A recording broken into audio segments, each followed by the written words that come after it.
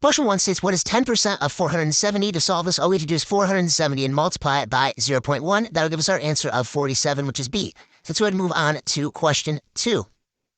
Which equation has the same solution as the given equation? All right, well, see, all my answers are 4x equals something, so I'm going to go ahead and subtract 6 from both sides. That'll leave me with 4x is equal to 12. And I don't actually have to solve for x because, as we can see, our answer there will be C.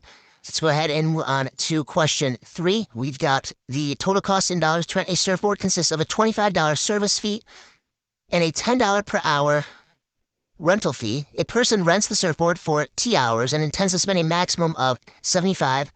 Okay, so it's going to be less than 75, or I guess it's maximum, so it could be less than or equal to rent the surfboard. Which inequality represents the situation? It gave us T for hours. I put in H, so just keep in mind we'll have to switch that to T.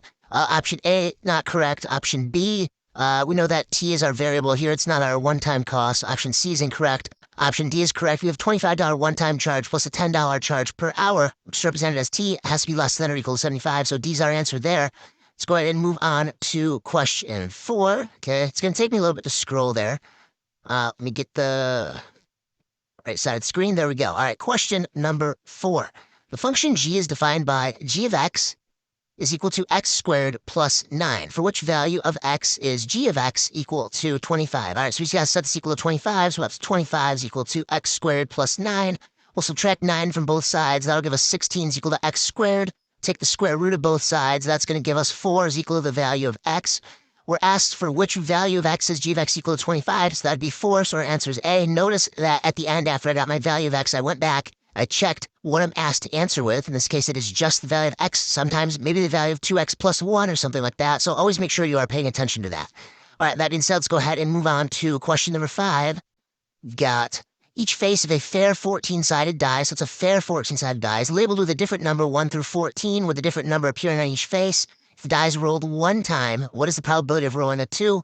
Well, 2 is only on one of the 14 faces. Okay, so our answer here would be 1 out of 14. It's not 2 out of 14. 2 is just representative of one of the 14 faces, and only one of the 14 faces has that number 2 on it. So the answer there is going to be A, 1 over 14. Let's go ahead and move on to question 6.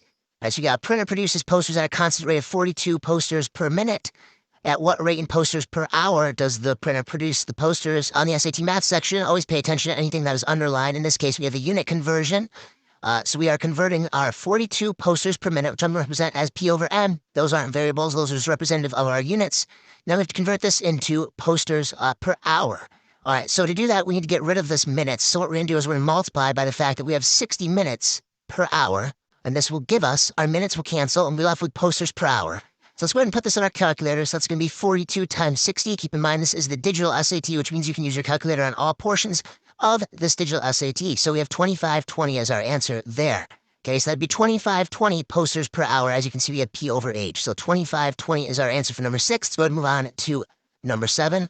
Once again, anytime we are kind of switching sides, it will take me a minute because of the screen recording software I'm using. I have to switch the part that it is recording.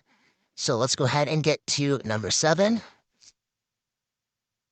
There we go. All right, number 7. The function f is defined by the equation f of x is equal to 7x plus 2. What is the value of f of x when x is equal to 4? In this case, it's pretty simple, right? We just have f of x when x is 4. We put in 4 for x. That'll give us 7 times 4, which is 28 plus 2. 28 plus 2 is 30, so our answer is 30. All right, so that one right there is pretty simple. Moving on to number 8 now. A teacher is creating an assignment worth 70 points.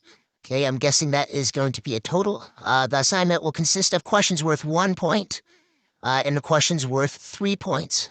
Which equation represents a situation where x represents number of 1-point questions, y represents number of 3-point questions. Okay, it's going to total out to 70, so that's how much the whole assignment is worth. These are going to sum together. It says y represents 3-point questions. Okay, so we have our equation here. A is not that, B is not that, C has these two mixed, okay? Watch out for that. It's got the wrong y and the wrong x coefficient. It has them switched around. And then D, it looks like we got the right answer. I'll quickly check to make sure that we do have x representing the number of 1-point questions. That is true. Y representing the number of 3-point questions. Okay, so there we go. All right, so D is our answer. Always watch out for this right here where they flip the coefficients on you. Okay, that's a simple mistake you can make, so always pay close attention to what x represents, what any sort of variable represents in the question. In this case, our answer there is going to be D. Let's go ahead and move on to number 9. Right triangles LMN and PQ are similar. Okay, so we have similar triangles. L and M correspond to P and Q. Okay, so as we can see, first one, second one, which means third one. So that's perfect. Angle M has a measure of 53. What is the measure of angle Q? Well, we see that these are similar triangles. M corresponds to Q. Therefore, they're going to have the same angle measure. And our answer there will be 53, which is answer choice B. Okay, moving on to question 10. Once again, this will take me a couple seconds to switch the screen side in this screen recording software. So let me just get this over.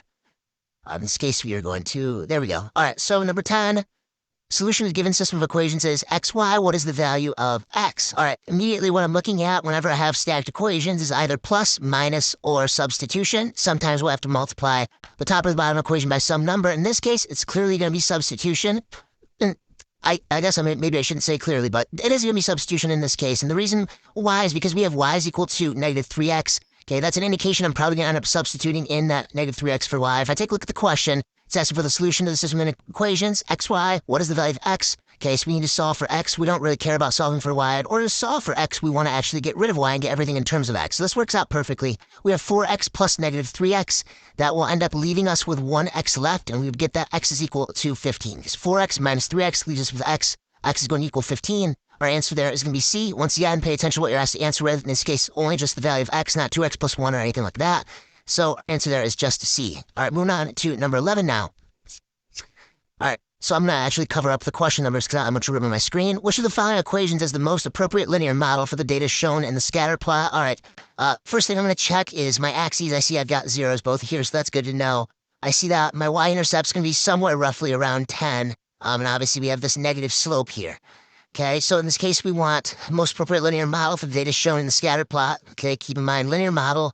All right, we've got option A and B both have negative slopes. So that's good. But option A has a negative y-intercept, so I can get rid of that.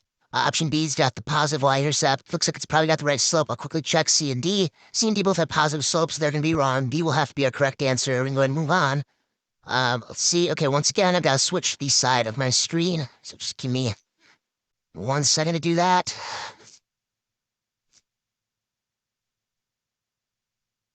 All right, there we go. Question 12.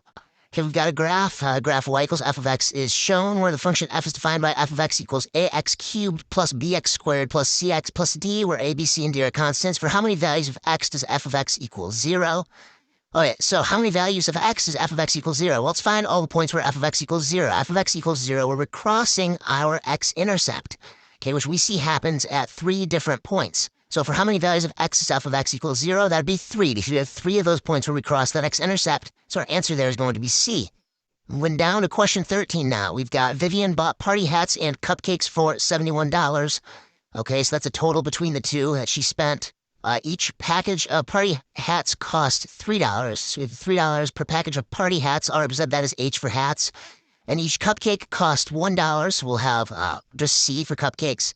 If Vivian bought 10 packages of party hats, okay, so we'll probably be substituting in that H equals 10. How many cupcakes did she buy? Okay, so we know she spent 71. We know that's the sum of 3H plus C. We can plug in that 10 for H. That'll give us 71 is equal to 3 times 10, which is 30, plus C. Therefore, we subtract 30 from each side. 71 minus 30 leaves us with 41 as the value of C. Quickly double check what we're asked to answer with. Okay, we see that we're asked to answer with how many cupcakes she bought, which is 41. Moving on, let's go ahead and go to question number 14. Okay, once again, I've got to switch the side of my screen, so just give me about 5 seconds to do that. Okay, there we go.